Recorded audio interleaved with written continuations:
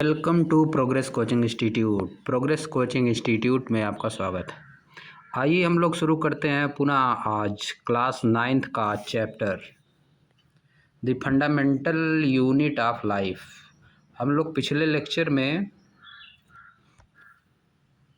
इसके ऊपर तक कर चुके थे। जो लोग पिछला लेक्चर नहीं देखे हैं, पहले हम उनको सजेस्ट करेंगे कि आप पिछला लेक्चर देखिए, इसके बाद इस लेक्चर को शुरू करिए। और वीडियो शुरू करने से पहले मैं आपको बताना चाहता हूं कि अगर आप रेगुलरली 5 से 6 महीने तक फॉलो करते हैं तो आपकी इंग्लिश में समझने की समस्या किसी भी सब्जेक्ट हो, साइंस हो या एसएसटी हो या कंप्यूटर हो या कोई भी इंग्लिश का सब्जेक्ट हो,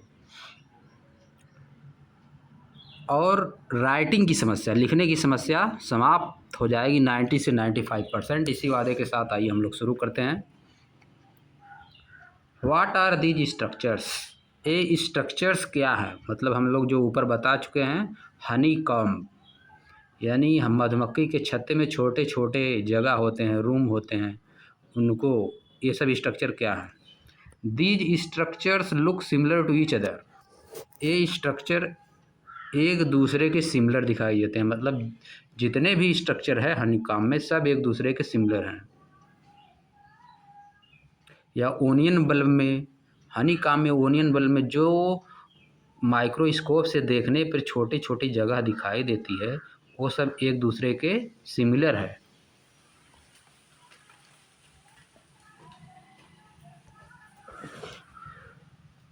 together they form a big structure like an onion bulb.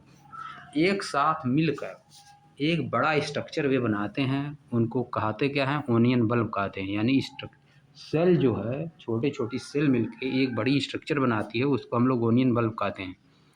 We find from this activity that onion bulb of different size have similar small structure visible under a microscope।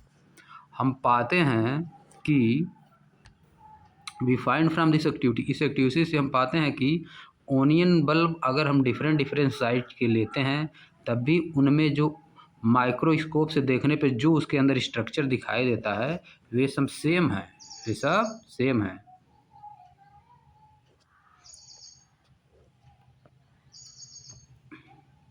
The cell of the onion peel will all look the same। Onion यानी प्याज के छिलके का, onion पील का जो cell है, सभी क्या है? सेम दिखेंगे। Regardless of the size of the onion they came from. इसके बजाय कि वे किस साइज के ओनियन से निकाले गए हैं, यानी ओनियन किसी भी साइज का हो, जब हम उसमें से उसका छिलका, स्किन, पील निकालेंगे और उसको माइक्रोस्कोप से देखेंगे तो सभी सेल्स सेम दिखाई देंगी, चाहे वो छोटी ओनियन से निकाला गया हो स्किन, चाहे बड़ी ओनियन से निकाला गया हो। These small structure that we see are the basic building unit of the onion bulb। यही जो छोटे छोटे स्ट्रक्चर हैं, वे बेसिक यूनिट है जिससे ओनियन बल्ब मिलकर बना हुआ है। These structure are called cell. इन स्ट्रक्चर्स को हम क्या कहते हैं? सेल्स कहते हैं। नॉट ओनली ओनियंस, केवल ओनियन ही नहीं, बट ऑल ऑर्गेनिज्म, सभी ऑर्गेनिज्म दैट वी ऑब्जर्व, जिनको हम देखते हैं अराउंड, अपने चारों तरफ, are made up of cell, cell से मिलकर बने होते हैं। हाउएवर, हालांकि, there are also single cell that live on their own. कुछ ऐसे भी ऑर्गेनिज्म हैं जो सिंगल सेल से मिलकर बने होते हैं और अकेले रहते हैं, यानी सिंगल सेल से अपना जीवन व्यतीत करते हैं, सिंगल सेल में ही अपना जीवन व्यतीत कर देते हैं। आइए आगे देखते हैं।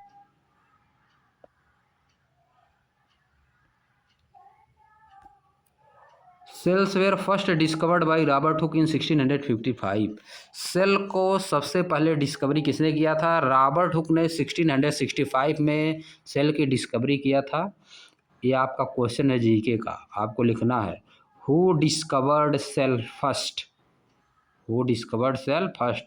Cell were first discovered by Robert Hooke in 1665. He observed the cell in a cork slice with the help of a primitive microscope। उन्होंने सेल को कार्क स्लाइस में देखा, पेड़ की छाल में देखा, with the help of primitive microscope, बहुत ही पुराने माइक्रोस्कोप से सेल को पेड़ की छाल में देखा, ऑब्जर्व किया। Leone hook 1674 with the improved microscope discovered the free living cells in pond water for the first time.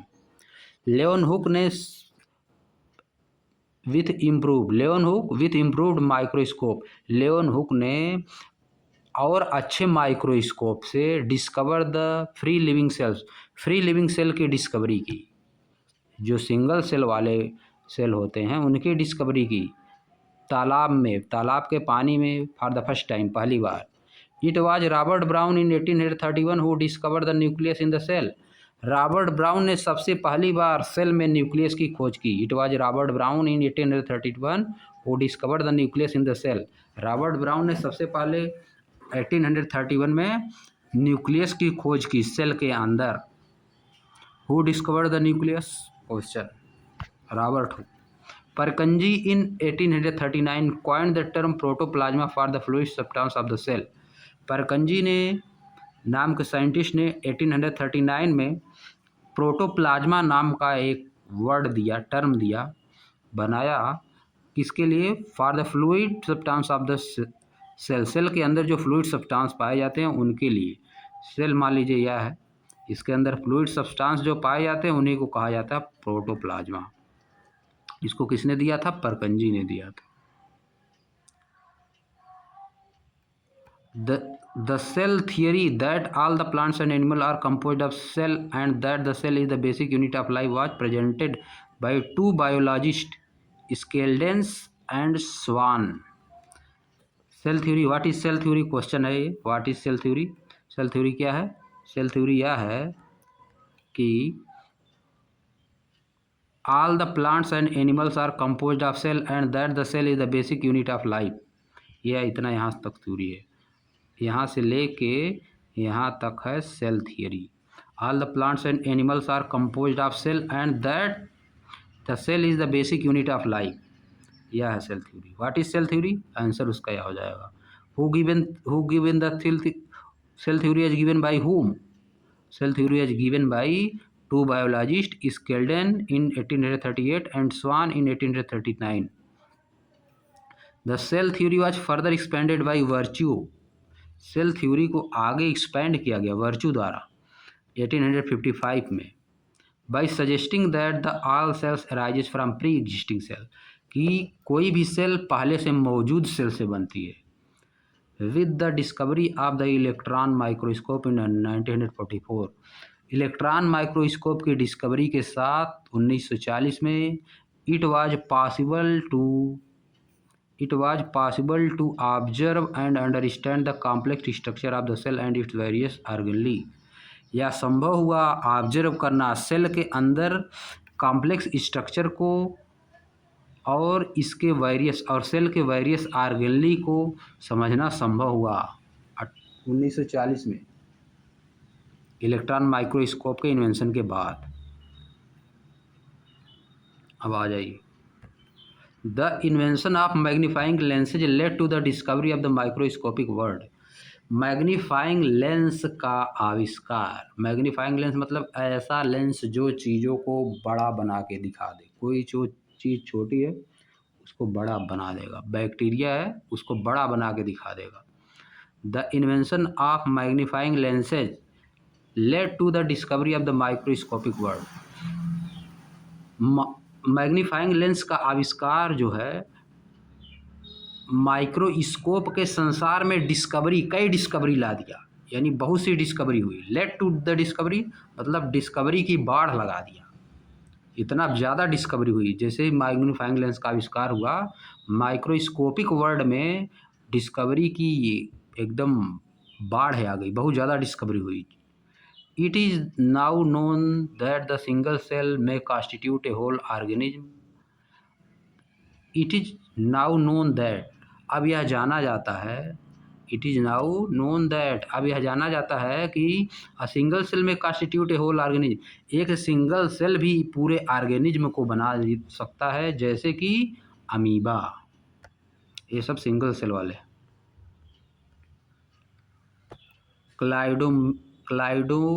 क्लाइमेडोमोनास, paramecium and bacteria, ये सब सिंगल सेल वाले. These organism are called unicellular organism.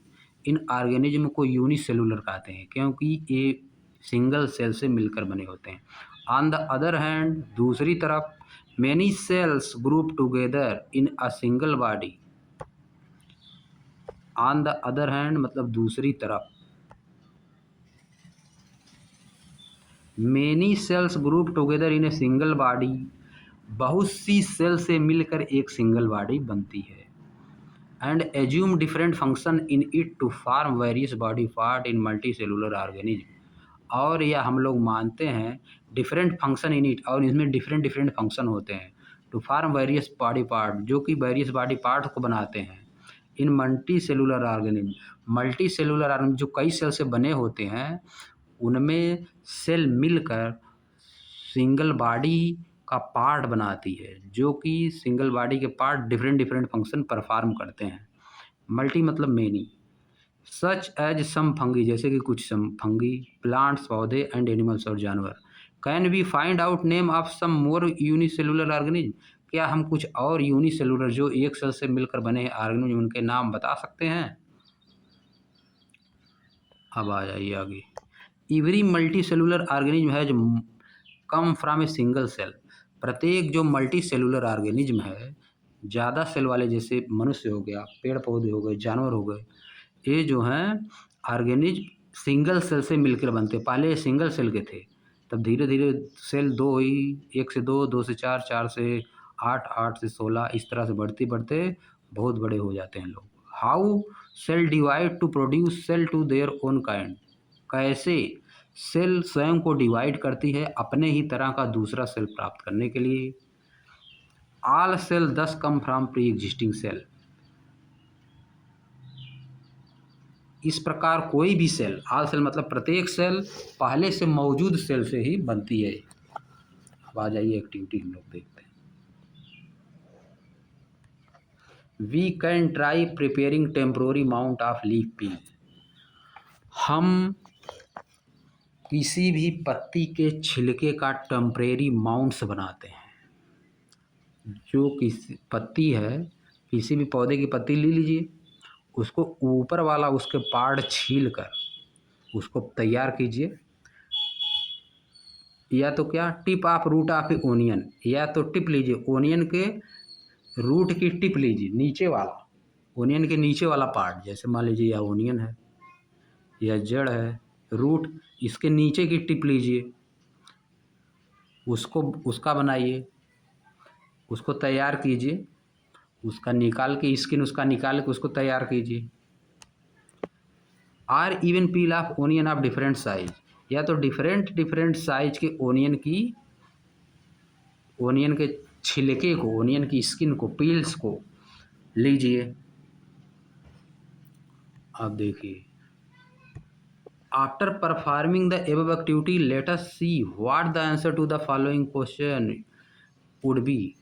इन्हीं सब जो हम लोग 3-4 चीज़ें लिए हैं ऊपर, इन सब चीज़ों को अगर हम माइक्रोस्कोप से देखते हैं तो क्या क्या होता है वही बताना है। इन क्वेश्चनों का आंसर क्या होगा? Do all cell look alike in term of shape and size. क्या सभी सेल समान होंगी शेप और साइज में? Do all cell look alike in structure. क्या सभी सेल स्ट्रक्चर में समान होंगी? Could we find differences among the cell from different part of a plant body. क्या हम किसी प्लांट बॉडी के डिफरेंट पार्ट से जो सेल निकालते हैं उसमें कुछ डिफरेंस रहता है?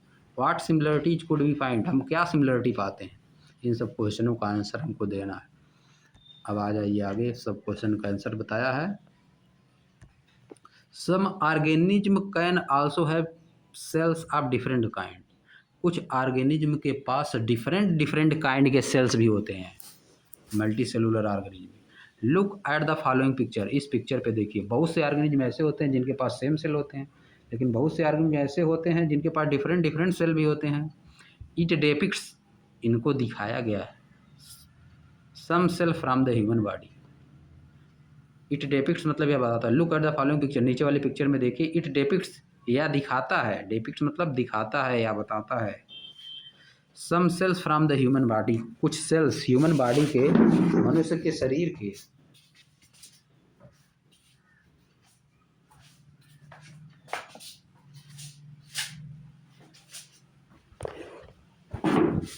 मनुष्य के शरीर, look at the following picture, नीचे वाले पिक्चर पे देखिए। It depict some cell from the human body, यह बताता है, दिखाता है मनुष्य के शरीर के कुछ सेल्स को। अब देखिए यहाँ पे है स्मूथ मसल्स सेल, ये मसल्स सेल हैं, ब्लड सेल्स हैं, नर्वस सेल्स, नर्व सेल हैं, ओवम सेल है, bone cells, sperm cells, fat cell, इन सब सेल्स को आपको चित्र बना लेना है। अब आ जाइए आगे, various cell from the human body, human body से डिफरेंट डिफरेंट पार्ट की सेल। अब आ जाइए आगे, the shape and size,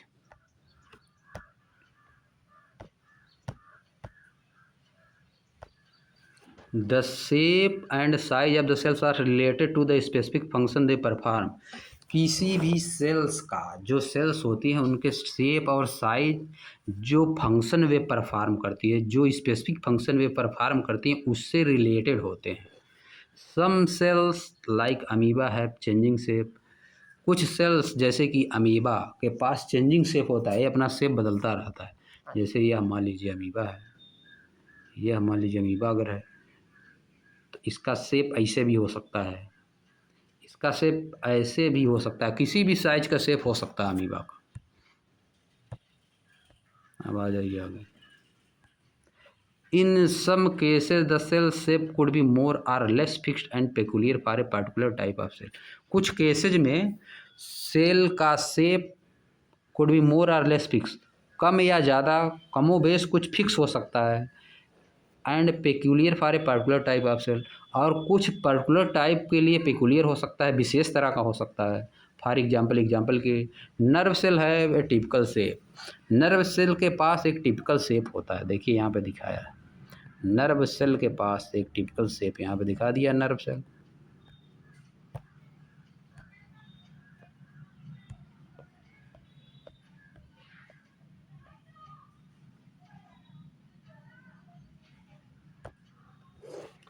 Each living cells has the capacity to perform certain basic functions that are characteristic of all living forms. Each living cells has the capacity to perform certain basic function. प्रत्येक living cell के पास capacity होती है कि वह कुछ basic function को, कुछ fix basic function को परफॉर्म कर सके। That are the characteristic of all living form, यह प्रत्येक लिविंग फॉर्म की कैरेक्टरिस्टिक होती है, जो कि प्रत्येक लिविंग फॉर्म की कैरेक्टरिस्टिक होती है, यानी उसका क्वालिटी होती है, उसका गुण होता है। How does a living cell perform this basic function, इन बेसिक फंक्शन को एक लिविंग सेल कैसे परफॉर्म करती है। वी नो दैट, हम जानते हैं, there is a division of labour in multicellular organism such as human being, कि मल्टी सेलुलर ऑर्गेनिज्म में, जैसे ह्यूमन बींग में जो श्रम होता है, लेबर मतलब श्रम, जो हम लोग मेहनत करते हैं उसका डिवीजन होता है, उसके आर्गन्स का डिवीजन होता है। दिस मीन्स, इसका मतलब that the different part of the human body perform different function, कि मनुष्य के शरीर का डिफरेंट पार्ट डिफरेंट फंक्शन को परफॉर्म करता है। The human body has a heart to pump blood, human body के पास ब्लड को पंप करने के लिए हार्ट होता है। आई स्टमच टू डाइजेस्ट फूड, पेट भोजन को पचाने के लिए, डाइजेस्ट मतलब पचाना, पेट होता है स्टमक, एंड सो ऑन, इसी तरह से। Similarly division of labour is also seen within a single cell, इसी तरह से लेबर का डिवीजन यानी श्रम का डिवीजन सिंगल सेल में भी देखा जाता है। एक ही सेल में सब होता है, जो हम लोग मल्टी सेलुलर ऑर्गेनिज्म होकर सब काम करते हैं, वही जिसके पास सिंगल सेल होता है अकेले वह करता है, अमीबा पैरामीशियम में जैसे। इनफैक्ट वास्तव में ईच सच सेल है गाट सर्टेन स्पेसिफिक कंपोनेंट, इस तरह की प्रत्येक सेल, ईच सच सेल, इस तरह के प्रत्येक cell has got certain specific component, के पास कुछ स्पेसिफिक कंपोनेंट, कुछ निश्चित स्पेसिफिक पार्ट होते हैं विद इन इट, इसके अंदर, it known as cell organelle, इनको क्या कहा जाता है, सेल ऑर्गेनली, सेल के अंदर पाए जाते हैं। स्पेसिफिक कंपोनेंट जिनको कहा जाता है cell organelle. Each kind of cell organelle perform a specific function. प्रत्येक तरह का सेल ऑर्गेनली जो कि सेल के अंदर होता है स्पेशल फंक्शन परफॉर्म करता है। Such as making new material in the cell, जैसे कि सेल के अंदर नए मटेरियल का निर्माण करना, clearing up the waste material from the cell, cell के अंदर से वेस्ट मटेरियल को बाहर करना, एंड सो ऑन, इसी प्रकार से और भी। A cell is able to live and perform all its function because of these organelles. एक सेल अपना फंक्शन परफॉर्म कर सकता है और मतलब रह सकता है, यानी जीवन उसके अंदर रह सकता है। ये सब किसके कारण होता है? ऑल इट्स फंक्शन, ये सब फंक्शन होते हैं बिकॉज ऑफ दीज ऑर्गेनली, क्योंकि सेल के अंदर ऑर्गेनली पाए जाते हैं। These organelle together constitute the basic unit called the cell. यही ऑर्गेनली मिलकर एक बेसिक यूनिट बनाते हैं जिसको हम लोग सेल कहते हैं। यानी कि सेल का जो फॉर्मेशन होता है सेल ऑर्गेनली से होता है। इट इज इंटरेस्टिंग, या बहुत ही रुचिकर या आनंददायक that all the cells are found to have the same organelle, कि सभी सेल के पास सेम ऑर्गेनली पाया जाता है। नो मैटर, या कोई मतलब नहीं रखता है व्हाट देयर फंक्शन इज, कि उसका काम क्या है। चाहे कोई भी सेल हो, चाहे नर्व सेल हो, चाहे स्पर्म सेल हो, चाहे फैट सेल हो, सबके पास सेम ऑर्गेनली पाया जाता है। और what organism they are found, या वो किस तरह के ऑर्गेनिज्म में पाए जाते हैं, सबके पास सेम ऑर्गेनली होता है सभी सेल्स में। तो हम आगे आ जाइए, अब क्वेश्चन पे आ जाइए। Who discovereds the cell? Robert Hooke. And how? Cell का डिस्कवरी किसने की और किस तरह से की? Cell was discovered by first, Robert Hooke discovered the cell first. And how? और कैसे की? With the help of primitive microscope. he saw the cork, and there he found like honeycomb structure. In this way, Robert Hooke discovered the cell. Why is the cell called the structural and functional unit of life? Cell को structural और functional unit of life क्यों कहते हैं? Cell के definition है, cell is the structural and functional unit of life. ऐसा इसको क्यों कहा जाता है? क्योंकि सेल प्रत्येक स्ट्रक्चर और फंक्शन में प्रत्येक स्ट्रक्चरल और फंक्शनल वर्क में हेल्प करती है। Why is the cell called the structural and functional unit of life? The cell is called the structural and functional unit of life because all the structure and function related to a organism are depend on cells. So cell is called the structural and functional unit of life. तो आ जाइए, अब आगे हम लोग देखते हैं what is a cell made up of, what is the structural organisation of cell. इसके आगे हम लोग नेक्स्ट लेक्चर में पढ़ेंगे। इसी के साथ हम लोग लेक्चर आज का समाप्त करते हैं। नेक्स्ट लेक्चर, आप लेक्चर को पढ़िएगा, वर्ड मीनिंग नोट करिएगा, सेंटेंस को समझिएगा, धीरे धीरे सुधार होगा। तो आज का वीडियो हम लोग समाप्त करते हैं इसी के साथ। Thank you.